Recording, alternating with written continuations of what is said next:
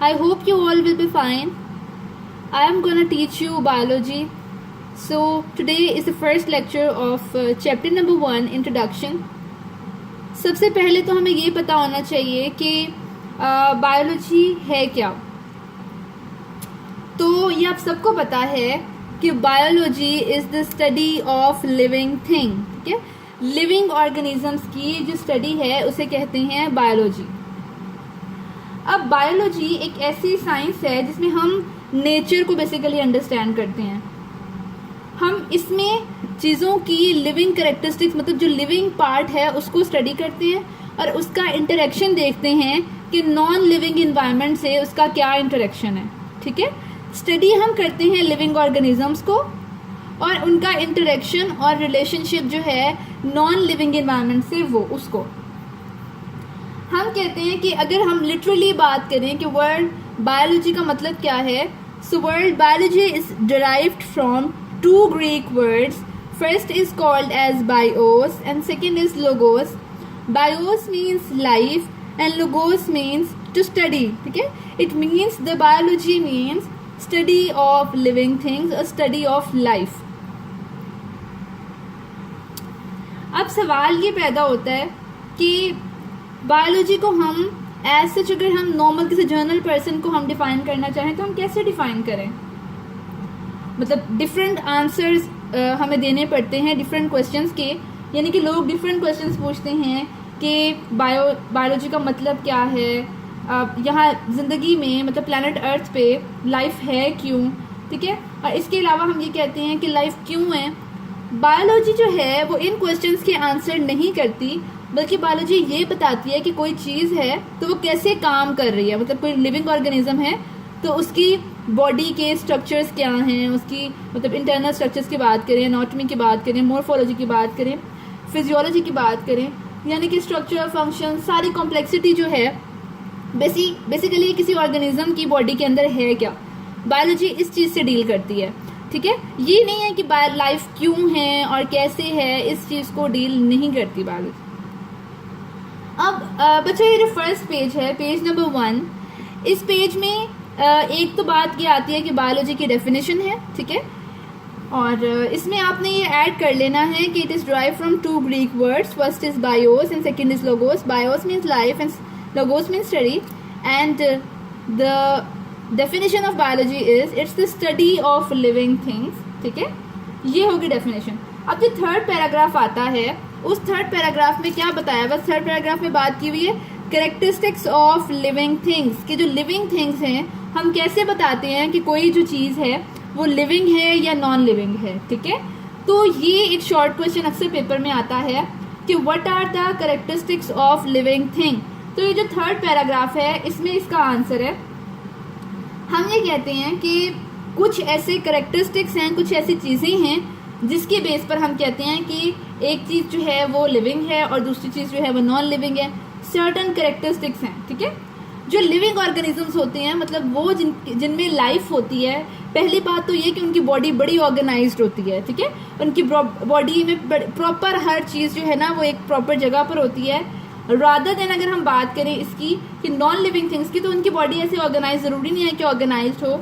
जो living organisms हैं उनकी वो एक हम कहते हैं कॉम्प्लेक्स एंटिटीज़, मतलब कॉम्प्लेक्स ऑर्गेनिजम्स हैं. ठीक है, उनकी बॉडी कॉम्प्लेक्स होती है. उनकी बॉडी एक सेल पे भी कंसिस्ट कर सकती है. अगर एक सेल की बात करें तो हम बात करते हैं यूनिसेलुलर जो है वायरसेस हैं, बैक्टीरिया हैं. ठीक है, इसके अलावा बैक्टीरिया हैं, वायरसेस आर एसेलुलर. इसके अलावा हम बात या ज़्यादा सारे सेल्स पे भी कंसीडर कर सकती है. जैसे कि अगर हम बात करें कि कोई भी हायर लिविंग ऑर्गेनिज्म है, जैसे कि एनिमल्स आते हैं, प्लांट्स आते हैं, तो हम क्या हैं, हम मोर देन वन सेल्स पे कंसिस्ट करती है. हमारी बॉडी ट्रिलियन ऑफ सेल्स से मिलकर बनी होती है. ठीक है, अब हम में प्रॉपर जेनेटिक प्रोग्राम है जो डिसाइड करता है कि हम में कौन से कैरेक्टरिस्टिक्स होंगे. ठीक है, क्रोमोसोम्स हैं हमारे अंदर, डीएनए है, वो हर पर्सन का डीएनए दूसरे पर्सन से डिफर करता है, जिसकी वजह से हर पर्सन की अपीयरेंस और उसके कैरेक्टरिस्टिक्स दूसरे पर्सन से भी डिफर करते हैं. ठीक है, सेम नहीं होते, किसी भी ऑर्गेनिज्म के एग्जैक्ट कोई कॉपी नहीं होता. ठीक है, इवन कि बेटा अगर हम बात करें ट्विंस की, तो ट्विंस जो होते हैं वो भी मतलब उनमें सिमिलैरिटीज ज़रूर होती हैं आम, अगर हम नॉर्मल पर्सन की बात करें. ठीक है, लेकिन लेकिन उसके भी जो आपस में दो ट्विन्स ब्रदर्स हैं या सिस्टर्स हैं, उनके भी कैरेक्टरिस्टिक्स बिल्कुल सेम कभी भी नहीं होते, ठीक है। अब हम बात यहाँ ये कर रहे हैं कि लिविंग ऑर्गेनिजम्स की कैरेक्टरिस्टिक्स की, ठीक है। इसके अलावा हम ये कहते हैं कि हमें फूड हम लेते हैं और फूड से हमें एनर्जी मिलती है, वो हमारे लिए सोर्स ऑफ एनर्जी है, ठीक है। अगर हम प्लांट्स की बात करें तो हम कहते हैं उनके लिए sunlight is a source of energy, ठीक है। हमारी बॉडीज़ के अंदर मतलब जो डिफरेंट लिविंग ऑर्गेनिजम्स हैं उनकी बॉडी के अंदर डिफरेंट केमिकल रिएक्शंस हो रही हैं, केमिकल एक्टिविटीज़ हो रही हैं। हम जब हमें फूड मिलता है, हमें एनर्जी मिलती है, तो इस वजह से हमारी बॉडी का साइज़ भी इंक्रीज होता है।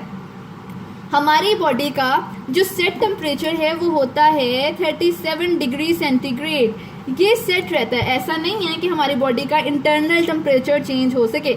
हमारी बॉडी का इंटरनल टेम्परेचर कितना है, 37 डिग्री सेंटीग्रेड है, और ये चेंज नहीं होता, ठीक है।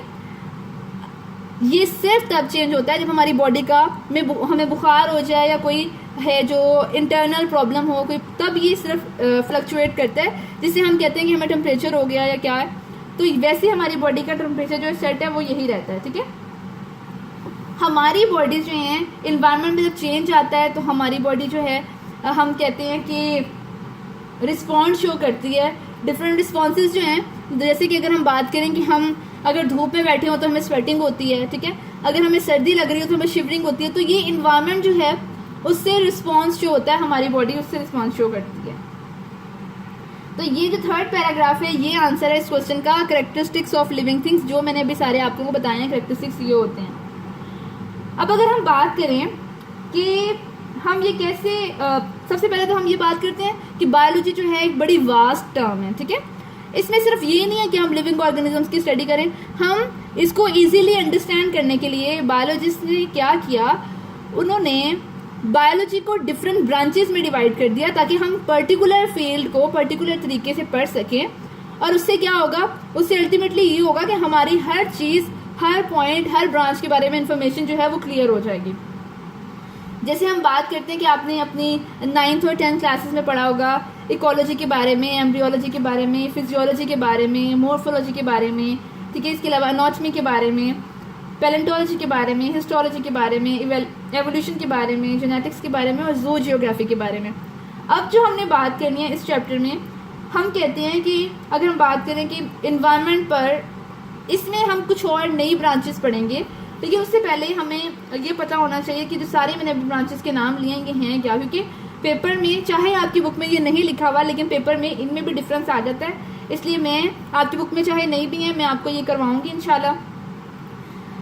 अब जो हमने इस चैप्टर में लिखी हुई हैं वो हैं branches: molecular biology, microbiology, marine biology, environmental biology, fresh water biology, parasitology, human biology, social biology and biotechnology, ठीक है। ये वो डेफिनेशंस हैं जो ब्रांचेस की वो हैं जो आपकी बुक में लिखी हुई हैं, इस चैप्टर में लिखी हुई हैं। बाकी जो मैंने पहले बोली हैं वो सारी आपकी ओल्ड क्लासेस में थी। अब आपको इसमें मैं फिर आपको बताऊंगी इस बार जब हम नेक्स्ट लेक्चर करेंगे, उसमें मैं आपको ब्रांचेस ऑफ बायोलॉजी पढ़ाऊंगी। उसमें मैं ये पुरानी जो आपने पढ़ी हुई हैं ये ब्रांचेस पे पढ़ाऊंगी और नेक्स्ट पे पढ़ाऊंगी। इंशाल्लाह आप लोगों के लिए हेल्पफुल रहेगा, ठीक है। आप लोगों ने ये कॉन्सेप्ट को, इस पेज को अच्छी तरह रीड करना है। इसमें MCQs आ सकते हैं, शॉर्ट क्वेश्चन मैंने आपको बताया, पॉसिबिलिटी यही है। एक ये है कि बायोलॉजी की डेफिनेशन, दूसरी क्या है कैरेक्टरिस्टिक्स ऑफ लिविंग थिंग्स। ये आपने अच्छी तरह बेटा करना है, आप लोगों ने इसको अच्छी तरह पढ़ना है, रोज़ का काम रोज़ किया करना है। सिर्फ इसी तरीके से आप लोग जो है ना अपना सिलेबस जो है वो अच्छी तरह कवर कर सकते हैं और अच्छा जो स्कोर कर सकते हैं एग्जाम्स में। ऐसा नहीं होना चाहिए कि एक दिन लेक्चर जो है वो स्किप कर दिया। रोज़ का लेक्चर रोज़ लें और रोज़ इसको पढ़ें, ओके। अब कल इंशाल्लाह हम पढ़ेंगे नेक्स्ट लेक्चर में जो हम पढ़ेंगे ब्रांचेस ऑफ बायोलॉजी।